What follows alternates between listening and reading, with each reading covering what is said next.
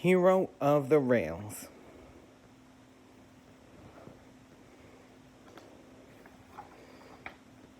It was a beautiful summer day on the island of Sodor. The fields were full of flowers and the birds sang sweetly in the trees. Thomas felt very happy as he quietly filled up with water. Suddenly there was a whoosh and a clickety-clack as a silver blur roared past him. Fizzling fireboxes, peemed Thomas. What was that? Later that day, Spencer thundered up the train to Nafford Station. Only angels realized who had been roaring around the island. I'm here for the summer, Spencer puffed smugly. I have a very important job to do. The Duke and Duchess of Boxford are having a new summer house built. It has to be finished in time for their holiday. Cinders and ashes, huffed Thomas. Having Speedy Spencer on Sodor for one day is bad, but the whole summer, that would be terrible. During the next few days, Spencer was very rude to the other engines. He forced his way onto Gorn's express line. He told Toby he was too old, and he even called Thomas a tiny toy tank engine. This was too much. Thomas told Spencer he could pull loads just as heavy as his, so Spencer challenged Thomas to a race around Sodor. They would hold equal loads and see who could go faster. The engines met in at the shunting yards at dawn. A whistle wailed, and the race was on.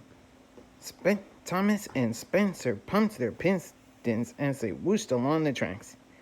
As Thomas sped down a big hill, his brakes broke. He rolled faster and faster. He came to an old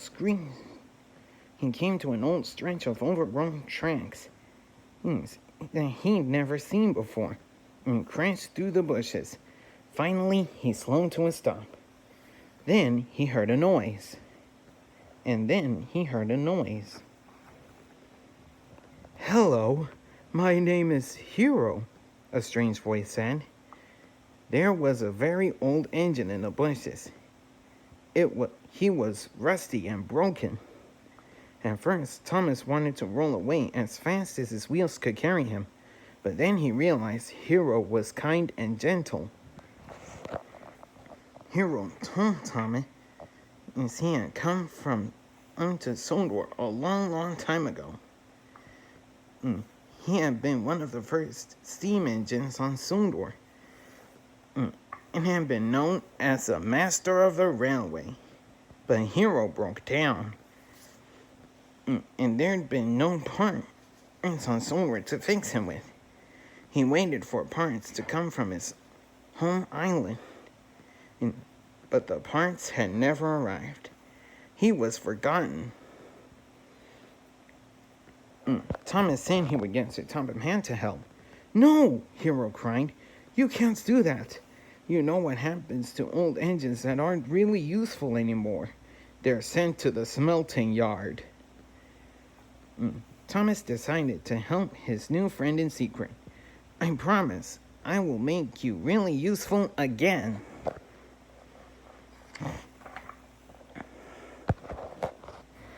Later, Thomas had his brakes repaired at the Sodor Steamworks. He liked the hustle and bustle there, and he especially liked Victor, who managed the whole place. Thomas wanted to tell everyone about Hero, but he knew he had to keep quiet. As Thomas chuffed away, he spotted an old engine part that Kevin the crane had dropped. This will be good for Hero, he thought, and puffed away excitedly. The next day, Thomas did his work quickly and then sped out to visit Hero. As he neared Hero's hiding place, Thomas made a terrible discovery. Cinders and ashes, he peeped. The Duke and Duchess's summer house is right next to Hero's hiding place. Spencer will be here every day. Thomas knew he had to be careful. Just then, Spencer steamed around the bend. "What are you doing here?" he asked. "I think you're up to something." Thomas didn't answer. He chuffed away nervously.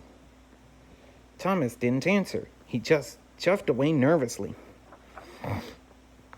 Thomas knew he couldn't do his work and repair Hero on his own, so he went into Percy and told him everything.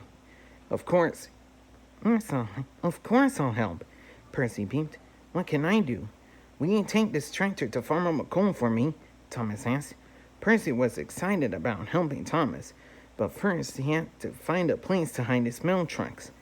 He would deliver the mail after he took the tractor for Thomas. After he took care of the tractor for Thomas, Percy found an old siding to hide the mail trucks in. Then went off with the tractor. But the tractor was so heavy that Percy popped a valve. He had to be repaired at the Soldworth Steamworks. And in all the excitement, he forgot where he had hidden the mail trucks.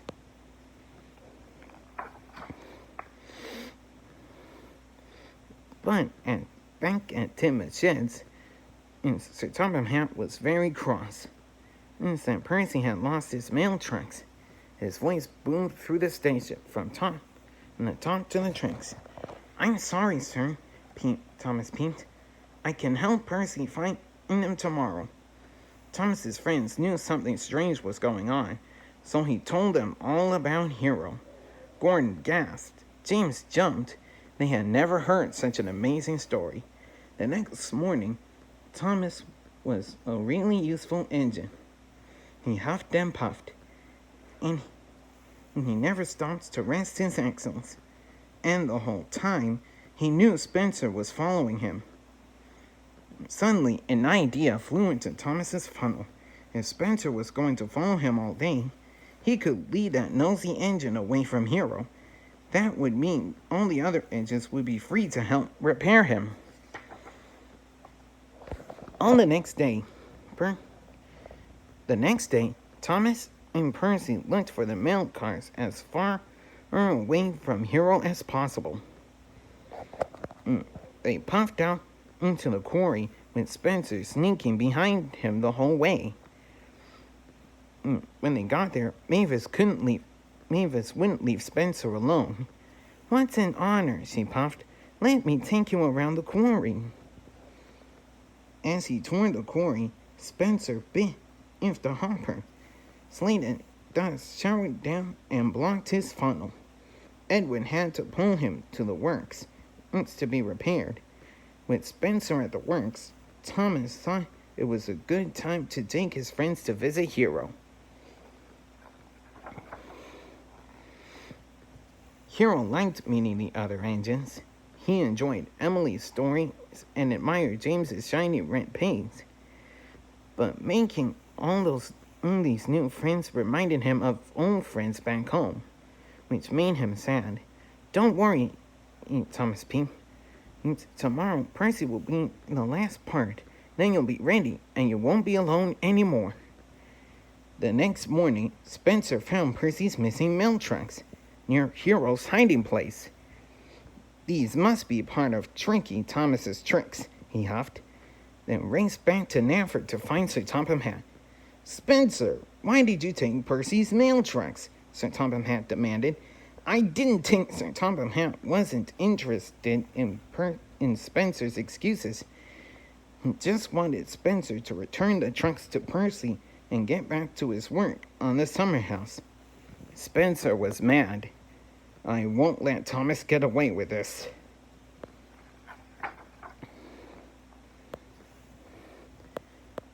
Thomas and Hero were waiting for Percy to bring in the very last part. Hero was very excited. His firebox flared and his steam swirled. But then they heard Spencer coming down the track.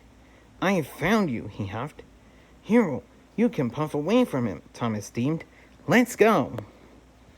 With a heaving huff, Hero tried to race away, but without the missing piece, his pistons couldn't pump. His engine shuddered and jittered. Metal parts popped off him, and he sputtered to a stop. Spencer laughed. "Is this what you've been doing, Thomas?" making a heap of metal for the smelting yard, so Topham Hatt will make sure he's sent there. As Spencer steamed away, Thomas felt terrible. Everything he had promised Hero was ruined. He knew he had to find Sir Topham Hatt before Spencer did. Thomas and Spencer had the race of their lives. They steamed through tunnels and roared around bends. But as they crossed over the marsh, Spencer realized he was too heavy for the old track. It creaked and cracked. Then the mighty Spencer slid into the muddy marsh. Thomas promised Spencer he'd get help. At Knapford Station, Thomas found Sir Topham Hatt with the Duke and Duchess. Thomas's wheels wobbled as he told them all about Hero. Sir Topham Hatt was shocked. "You mean you found the master of the railway?" "He's terribly famous," exclaimed the Duchess. "Why didn't you come to me sooner?" Sir Topham Hatt asked Thomas.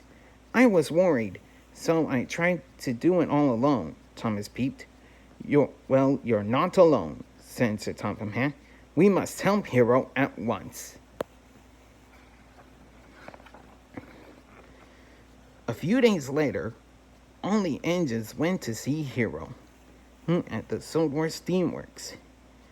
When he puffed up the track, they couldn't believe their eyes. Hero, he looked wonderful, as good as new.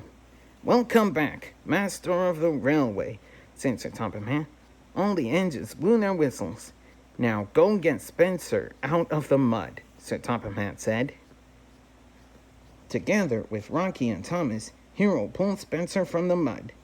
Spencer couldn't believe how shiny and new Hero looked. "I'm sorry I thought you were a trinky engine, Thomas," puffed Spencer. "And I'm sorry I called you a heap of scrap, Hero." With a mighty heave and haul, Hero pulled Spencer all the way to the works.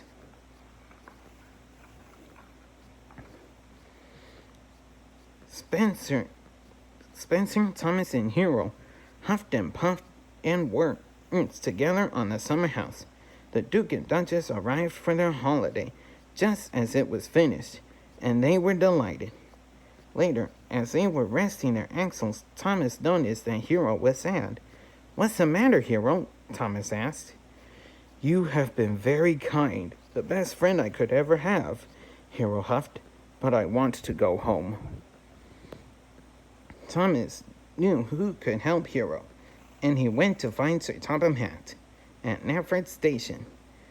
"Sir, I need your help," he said. "Hero wants to go home. He misses his friends and his island." "Thomas, you were right to ask me," Sir Topham Hatt asked. "Tell Hero not to worry."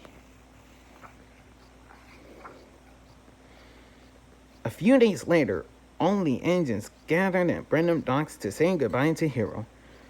Flags and garlands fluttered in the breeze. It was time for Hero to go home.